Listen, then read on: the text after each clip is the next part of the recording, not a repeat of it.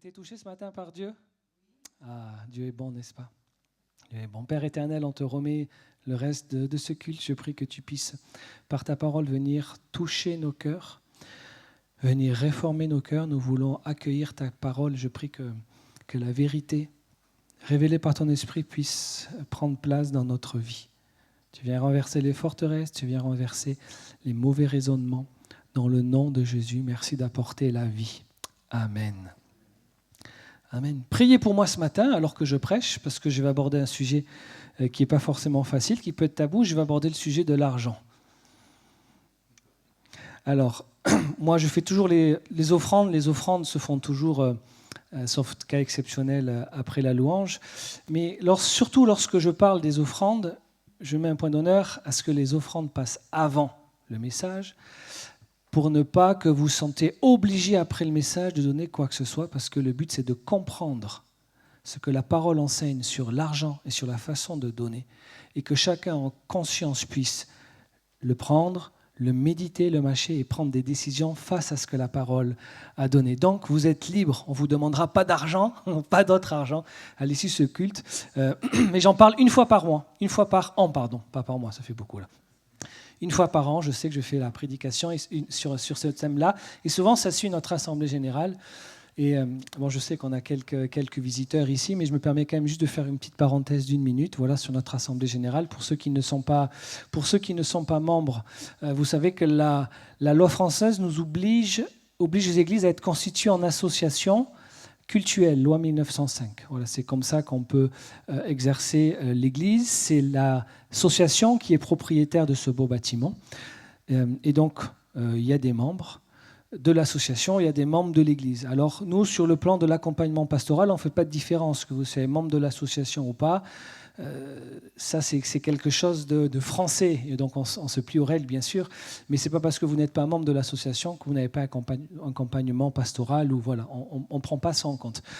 Par contre, on est obligé de faire des assemblées générales, de voter le budget. Si vous souhaitez intégrer l'association cultuelle pour participer aux AG, vous pouvez en faire la demande, soumettre vos demandes au conseil d'administration.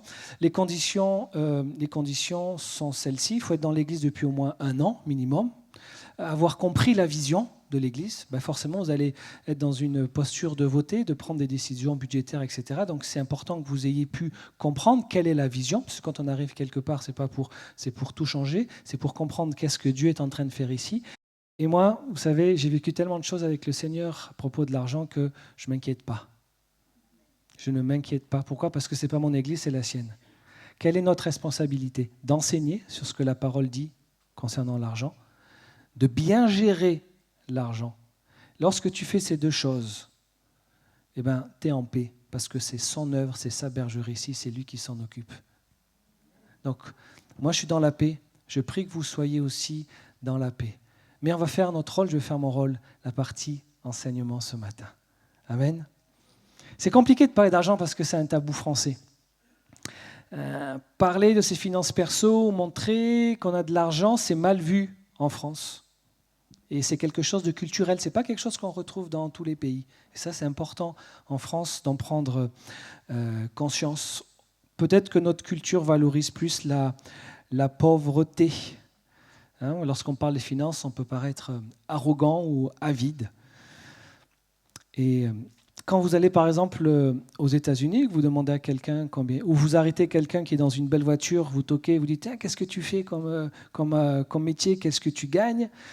La personne va, dans la grande majorité des cas, être contente d'exprimer, de dire ce qu'elle gagne. En France, si quelqu'un vient toquer à ta porte de ta belle voiture, il dit « Hey, salut, oh, elle est super ta caisse, combien tu gagnes, qu'est-ce que tu fais comme métier ?» Tu vas refermer, plutôt maintenant c'est comme ça, et puis tu vas partir. Et là, c'est culturel. Il faut en prendre conscience. Et j'aimerais juste un peu casser ce tabou pour qu'on puisse en parler en toute liberté. Dans nos médias, il y a toute une c'est stéréotypé. L'argent, ceux qui ont de la richesse, c'est très souvent, lorsque quelqu'un a de l'argent et réussit, on l'associe avec quelque chose de malhonnête. Puisque dans les médias, nous entendons telle personne a eu telle entreprise, fait face à un scandale financier, on entend des témoignages de corruption, et ça renforce la perception que devenir riche de façon légitime, c'est difficile. Un PDG qui quitte l'entreprise avec un gros parachute doré, avec énormément d'argent, alors que les employés sont mal payés, c'est au détriment des salariés. Bon, tout ça renforce l'idée que parler des finances, c'est mal vu et c'est pas facile. Même on dit que l'argent, il est sale, n'est-ce pas? Quand on voit quelqu'un qui a une entreprise, on se dit « Oh, ah là là, c'est comment il a fait ». Je travaille avec un menuisier, un artisan. Et lui, qui est très honnête, je travaille avec lui, très souvent, la majeure partie du temps, les personnes, lorsqu'il fait un devis, s'attendent à ce qu'il y ait une magouille, ce qu'il y ait quelque chose, ou ce qu'il y ait un vice caché, ou ce qui s'en mette plein les poches. On a cette mentalité-là. Je ne dis pas que ça n'arrive pas, je ne dis pas que ça n'existe pas. Je dis que c'est la pensée dominante, ce qui en fait un sujet délicat. On a peur de la réaction des gens lorsque l'on va parler de l'argent. On craint d'être accusé de prêcher l'évangile de prospérité. On a peur que les membres pensent qu'on en a après leur portefeuille. Et ce n'est pas forcément facile. Mais on va regarder ce que la Bible dit simplement. Et vous allez voir que c'est plus simple qu'il n'y paraît. Je vais vous donner quelques chiffres.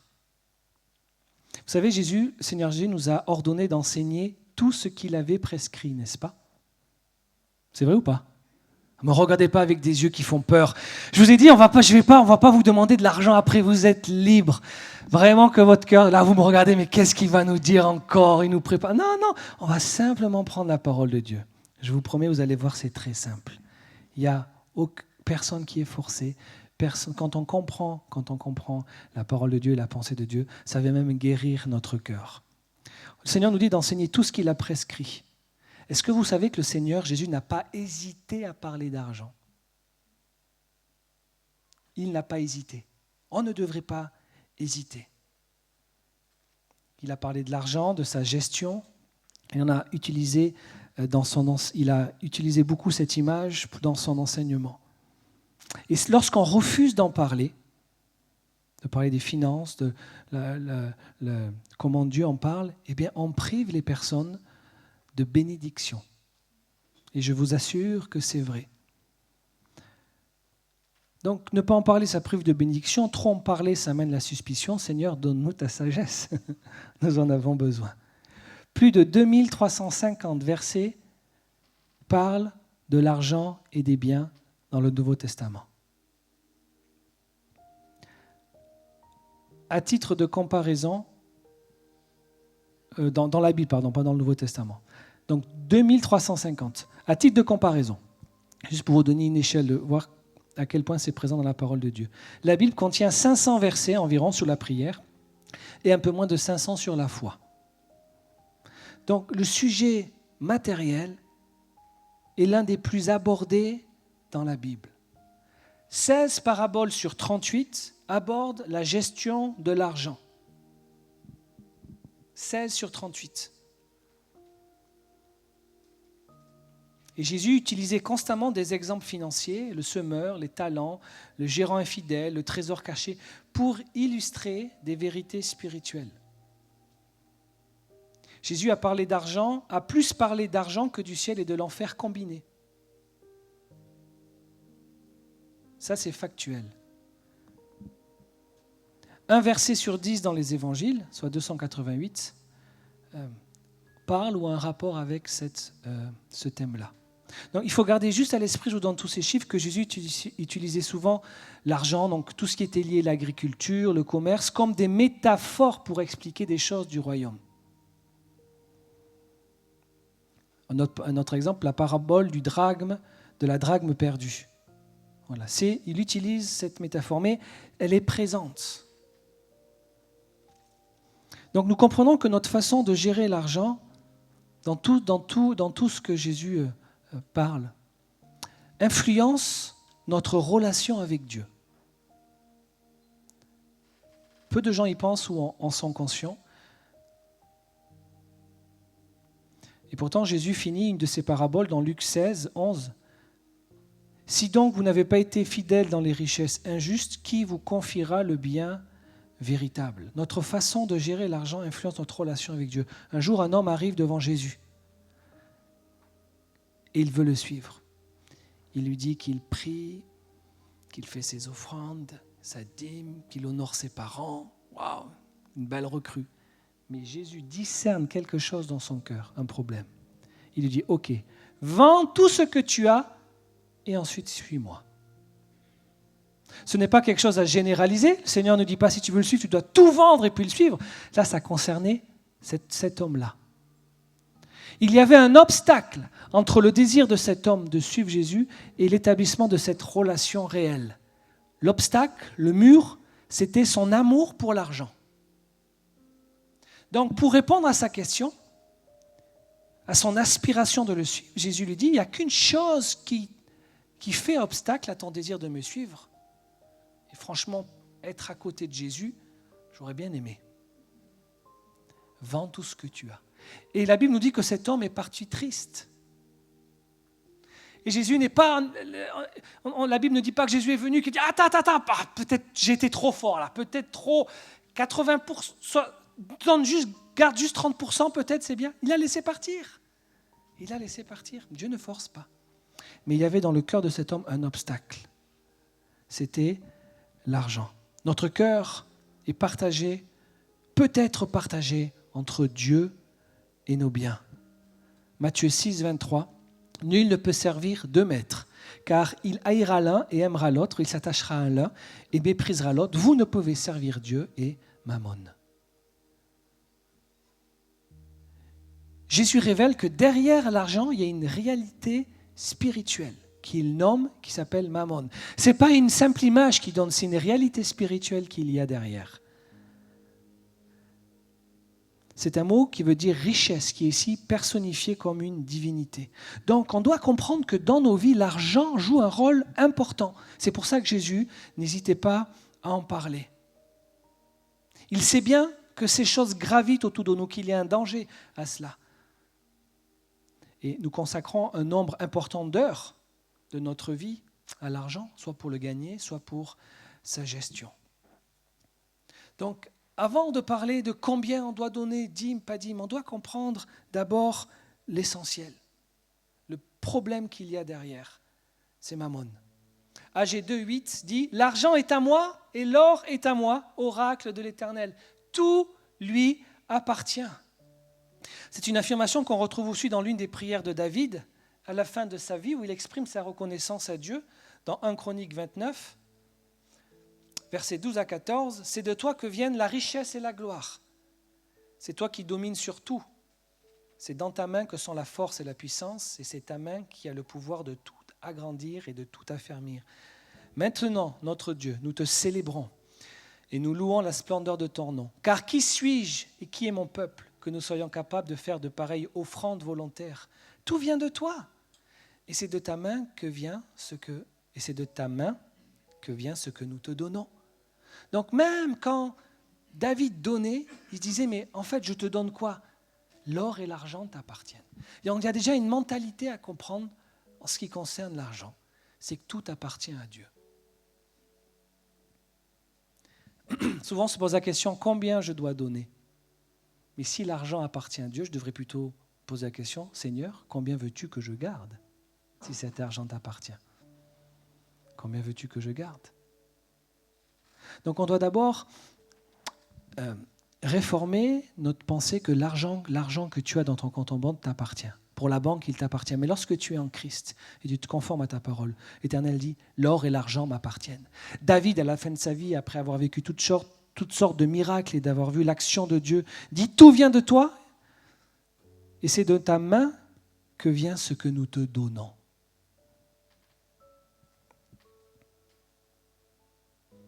Et nul ne peut servir deux maîtres, car il haïra l'un ou aimera l'autre. Donc quand tu comprends que Dieu te donne,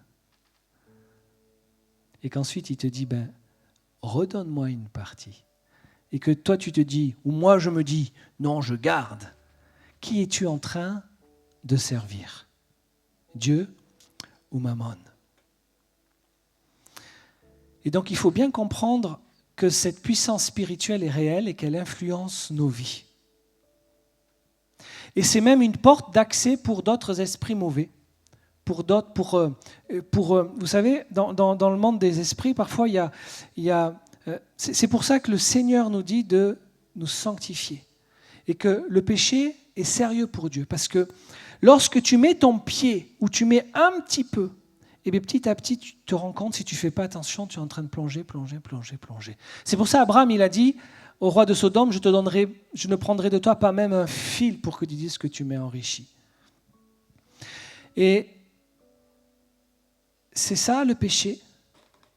On donne un petit peu, c'est pas si grave, tu vas tuer personne, mais tu as mis ton doigt dans un engrenage et sans t'en rendre compte, petit à petit, tu te fais aspirer, puis là, tu te retournes et tu te dis, mais comment j'en suis arrivé là ? Eh bien, si tu remontes le fil, ça a commencé par une petite action.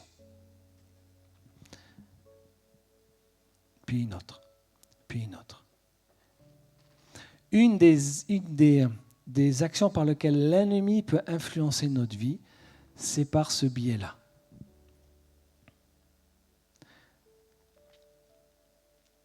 Le problème, ce n'est pas l'argent. Jésus n'a rien contre l'argent. Des personnes de la parole étaient riches, Abraham était riche. Je ne crois pas que tout le monde soit appelé à être riche, mais s'il n'y avait aucun chrétien qui ait de l'argent, comment le royaume pourrait-il être soutenu ?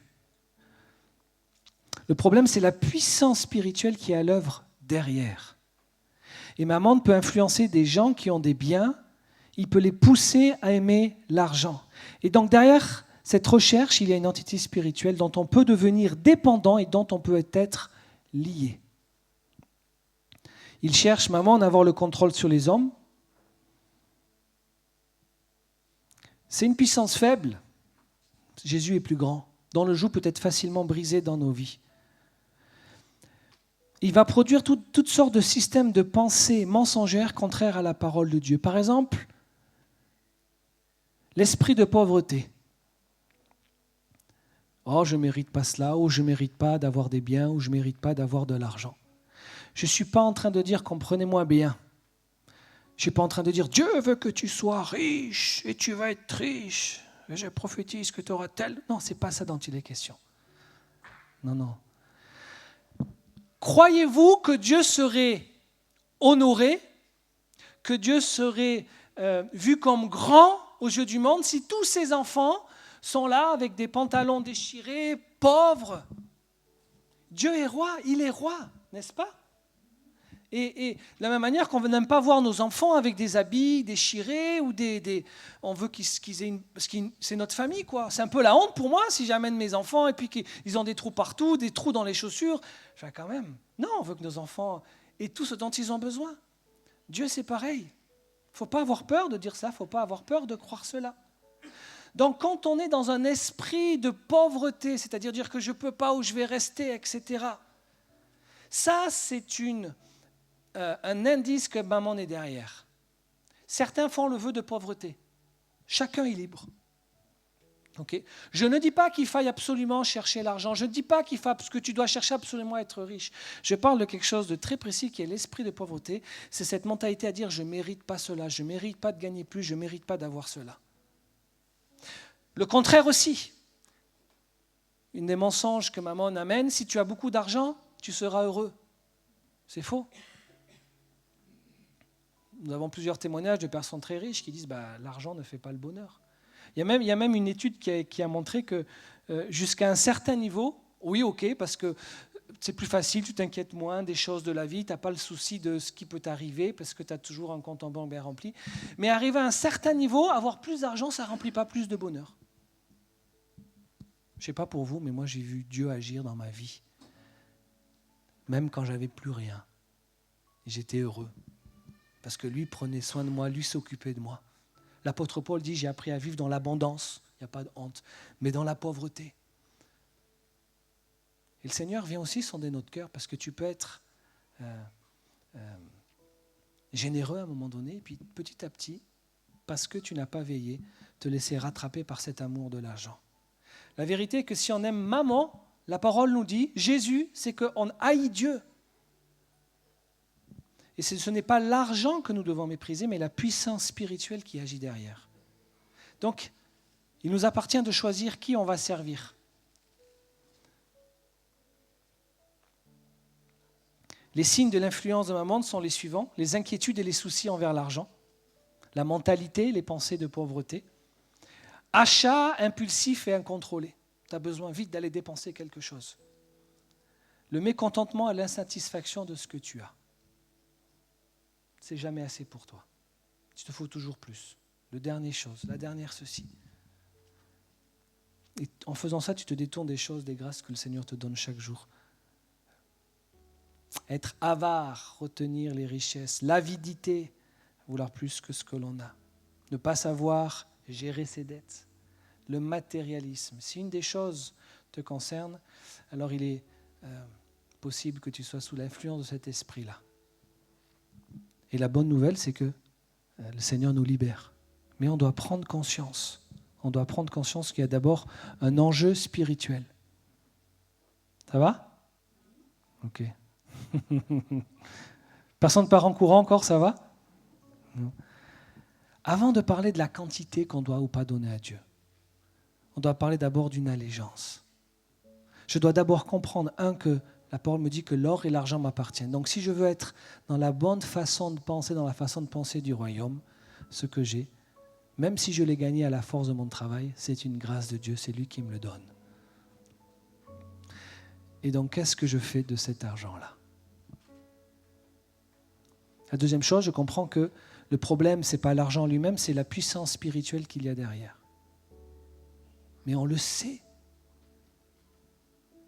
Que ceux qui sont riches, il y a comme un appel à vouloir toujours plus, toujours plus, toujours plus. Ensuite est lié le désir de pouvoir, de domination. C'est ravageur. Enfin, je ne vous apprends rien. Vous n'êtes pas surpris de ça. Il y a un vrai danger. Il y a un vrai danger. Une des manières de s'assurer que l'on n'est pas sous l'emprise de cet esprit-là, c'est de se poser, de considérer la façon dont je donne, comment je donne et combien je donne à Dieu. Et ça, personne ne doit te dire combien tu dois donner. Ni un pasteur, c'est entre toi et Dieu. Tu dois d'abord positionner ton cœur. Je sais qu'il y a Dieu et je sais qu'il y a Mammon. Dans mon action, dans ma générosité, envers lequel je fais allégeance. Et ça, c'est toi, dans le secret de ton cœur, qui le sais.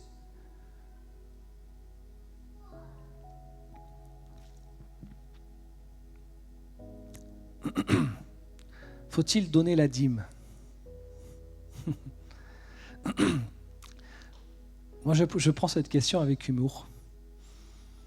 Parce qu'elle me fait rire et je trouve que c'est un débat stérile. Parce que quand on pense dîme, on pense 10%. Mais est-ce que vous savez que dans l'Ancien Testament, il n'y avait pas 10%, mais il y avait 23,3%. Il y avait 3 dîmes, en fait même 4. La première, c'était la dîme qui revenait aux Lévites, parce que les Lévites étaient une des 12 tribus qui n'avaient pas hérité de territoire dans la terre promise. Et donc, les 11 autres tribus versaient 10% pour permettre aux Lévites, qui étaient ceux qui étaient désignés pour œuvrer au temple, puissent vivre. Donc, c'était 10%. Mais ce n'était pas la seule dîme. Il y avait aussi la dîme qui revenait à la personne elle-même. Le Seigneur disait qu'il fallait qu'il mette 10% de côté pour se réjouir lors des fêtes à Jérusalem. Il y avait trois moments clés dans l'année où tout le peuple venait à Jérusalem pour se réjouir. C'était la deuxième dîme. Et il y en avait une troisième qui, elle, était versée tous les 3 ans. C'était une dîme spéciale pour les veuves, les orphelins, les pauvres, tous les 3 ans. Donc ça fait, d'où mon chiffre 23,33333333%. Ça, c'est le réel montant. Et après, il y avait la dîme de la dîme, c'est-à-dire que les Lévites qui percevaient la dîme donnaient la dîme aux sacrificateurs, donc ceux de la tribu d'Aaron qui étaient désignés pour servir au temple. Donc ça fait 23,33% en moyenne. Déjà, ça c'est là le chiffre réel dans l'Ancien Testament. Ok ? Et moi, je ne comprends pas ces disputes. Est-ce qu'il y a la dîme, est-ce qu'il n'y a pas la dîme ? Je trouve presque dérangeant de dire à Dieu, est-ce que je dois te donner 10% ou est-ce que je ne dois pas te donner 10% ? Moi, je ne raisonne pas comme ça. Jésus, il n'a pas donné 10% de sa vie pour moi. et sur quelque chose qui est tellement important, de l'argent, où la Bible me dit c'est une allégeance, je suis en train de dire je vais te donner un petit peu ou pas beaucoup parce que j'ai besoin de ci, j'ai besoin de cela. Et je regarde le sacrifice que Jésus a fait, lui, il a tout donné pour moi. Je ne suis pas en train de dire tu dois tout donner, à part si c'est ce que Dieu met sur ton cœur, mais ça c'est entre toi et Dieu. Je suis en train simplement d'essayer de replacer le bon raisonnement au bon endroit. Parfois, je crois qu'on vole Dieu. On vole Dieu en gardant ce qu'il nous donne pour nous-mêmes, alors que lorsqu'il nous donne, lorsqu'il nous bénit, c'est pour qu'on puisse bénir. Moi, je me réjouis lorsque quelqu'un a de l'argent. Si la personne a bien compris et elle veille sur son cœur, elle va être une bénédiction pour le corps de Christ. Il y en a qui en ont besoin. Il y en a qui ont un don. J'ai rencontré des personnes pour la gestion financière, pour les affaires. Ce n'est pas donné à tout le monde, mais il y en a qui ont ce don-là, qui savent faire. C'est un don de Dieu. Et lorsque leur cœur est favorablement disposé, ils sont des personnes qui font avancer le royaume de Dieu. Tu coupes les finances d'une église, l'église, c'est terminé.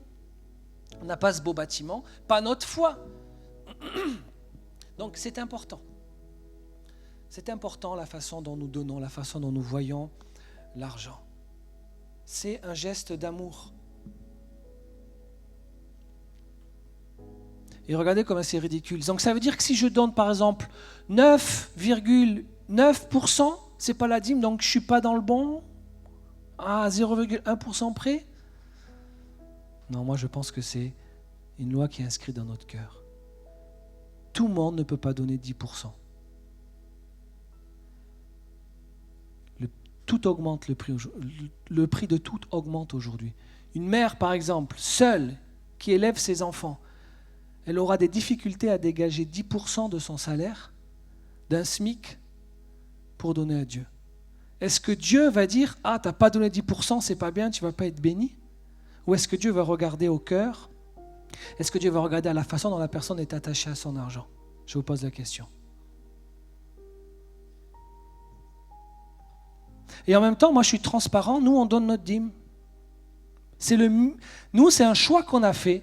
C'est pas par une obligation, c'est pas par la loi, mais je me dis, si je ne suis pas capable déjà rien que de donner ce montant-là au Seigneur, de faire cet effort-là, pour moi c'est ma conviction personnelle. Mais je suis honnête avec vous, je vous la partage. Nous, on la pratique la dîme. Pas dans une dimension d'être sous la loi ou de me dire « Oh mince, j'ai donné 9,5% ce mois-ci, je ne vais pas être béni. » Non, c'est dans une dimension de générosité. Ce que j'ai vient du Seigneur. Je redonne.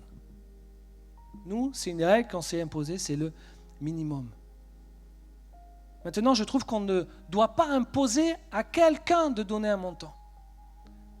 Je pense qu'il faut enseigner la parole et amener chaque personne à se positionner devant Dieu et que toi, tu ailles demander à Dieu « Combien veux-tu que je garde ? Qu'est-ce que tu veux que je fasse de l'argent que tu me confies ?» Il faut responsabiliser les gens. Et une fois que tu as reçu cet enseignement, ce que tu en fais, ce n'est pas mon problème. Moi, je suis responsable de ce que j'enseigne. Après, c'est entre toi et Dieu. Ce que tu donnes ou pas à l'église, nous, ça ne change rien à ce qu'on va faire pour toi. Moi, si on a une visite à faire vers quelqu'un, on ne regarde pas combien il donne. Nous, ça, c'est pas, on est là pour servir. Mais c'est entre toi et Dieu. Et il faut entendre qu'il y a une puissance spirituelle derrière l'argent.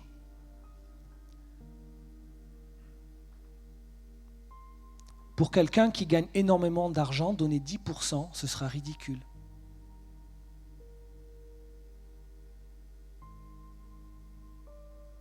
Pour quelqu'un qui gagne très peu, 10%, ce sera énorme. C'est là qu'on voit que la notion de pourcentage, elle a ses limites. Dans l'Église, on pratique la dîme de la dîme. On donne 10% de ce qu'on reçoit à Foursquare pour qu'elle puisse fonctionner.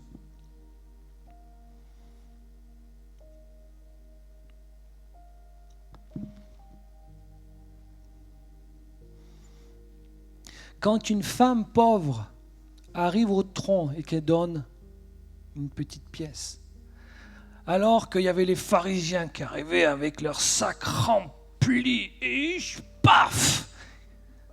Et que d'ici viennent voir Jésus. T'as vu cet homme, tout ce qu'il a donné? Et Jésus, lui, il regarde qui? La dame. Mais elle a donné une petite pièce. Non, vous n'avez pas compris. Elle a donné tout ce qu'elle avait. Tout ce qu'elle avait pour vivre, elle me l'a donné. C'est ça que le Seigneur a vu. C'est ça que le Seigneur a mis en avant. Dieu veut qu'on donne pour les raisons suivantes. Il veut qu'on donne en réaction à sa générosité. Il veut que l'on donne pour que l'on puisse nous focaliser sur lui comme notre source de sécurité.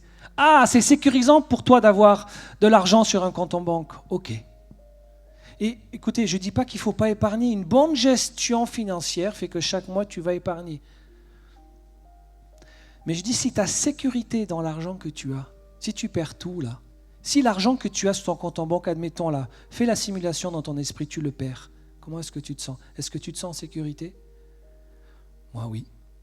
J'ai vu Dieu pourvoir miraculeusement dans ma vie.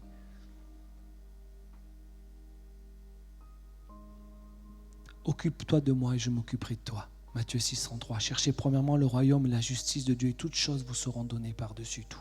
J'ai foi en la parole de Dieu. Je crois que ce que dit la Bible est vrai. Si le Seigneur me dit, tu t'occupes de moi, je vais m'occuper de toi pour les choses vitales. Ok Seigneur, alors, let's go. On part ensemble.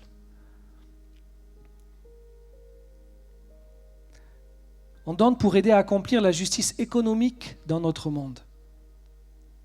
On donne pour bénir les autres. Et la loi de la semence et des récoltes amène une bénédiction en retour. On donne pour briser le pouvoir de l'argent sur nous. La cupidité. Tu ne vas pas vaincre ce péché-là par le jeûne et la prière. La cupidité est surmontée par la générosité. Si tu sens que tu retiens l'argent, la prière que tu dois faire, c'est Seigneur, aide-moi à être généreux. Et qu'est-ce que va faire le Seigneur? Il va te faire croiser une personne dans le besoin. Il va te faire venir dans une église où on parle de l'argent, pile poil ce jour-là, une fois dans l'année.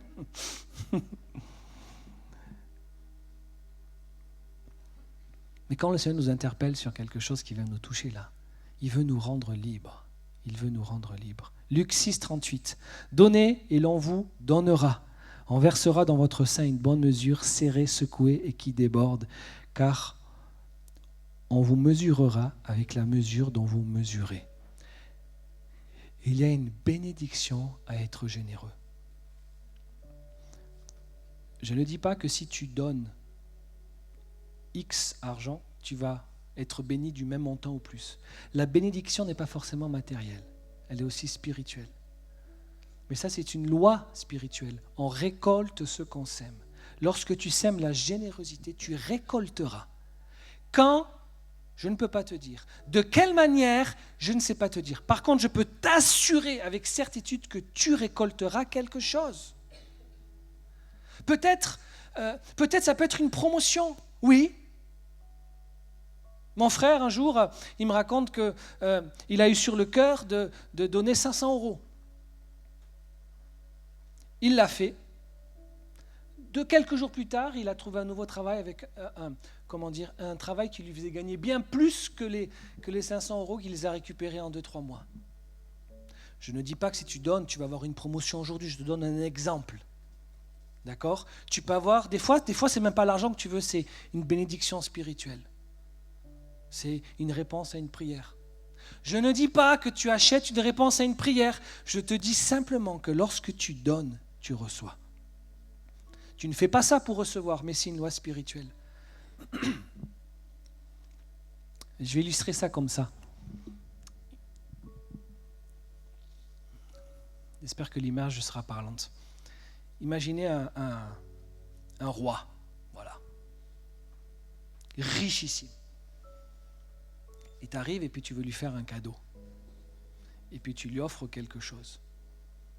Et le roi, bien plus riche que toi, dit, ah mais il m'a offert ça, ok, c'est gentil, mais moi je peux lui offrir aussi quelque chose en retour. Et puis il lui offre encore plus, parce qu'il est roi, parce qu'il est celui qui possède énormément de choses. Avec Dieu, c'est un peu pareil.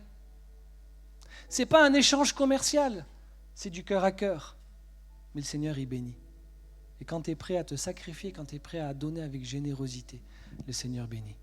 juste pour terminer, je vous invite à regarder dans le Nouveau Testament les fois où il est fait mention des dons. Ce qu'on lit dans les Actes dépasse largement les 10%. Ils vendaient leurs biens et partageaient selon les besoins. C'est dans Acte 2. Dans Acte 4, personne ne disait que ses biens lui appartenaient en propre. Donc si tu veux être biblique, parle même pas de dîmes, regarde ce qu'ils faisaient dans les Actes, vends ta maison et partage. Eh oui, c'était contextuel, bien évidemment. Mais ils ne donnaient pas leur dîme. Les Macédoniens, Paul dit qu'ils en donnaient bien plus que ce qu'ils avaient. Donc c'est la générosité qui est mise en avant. Mais elle doit être faite de bon cœur. Tu ne forces pas quelqu'un à donner avec joie. Mais il faut comprendre pourquoi je donne et de quelle manière Dieu veut que je donne. Donc la loi, c'était 10% obligatoire, même 23,33333. La grâce, c'est un don volontaire qui souvent fait preuve de largesse parce que ce que l'on donne, c'est la lumière de ce que Christ a fait pour nous. Donc dans l'esprit, on comprend que ça peut dépasser 10%, ce n'est pas un problème. Mais ce n'est jamais quelque chose qu'on impose par règle, comme une règle. 2 Corinthiens 9, versets 6 à 7, que chacun donne comme il a résolu dans son cœur, sans tristesse ni contrainte. Si tu donnes 100 € avec tristesse, garde-les. Oui. Ce n'est pas une bonne façon de donner. Si tu donnes 100 € avec contrainte, garde-les. Si le Seigneur te met à cœur 1000 € et que tu le fais avec joie, donne-les.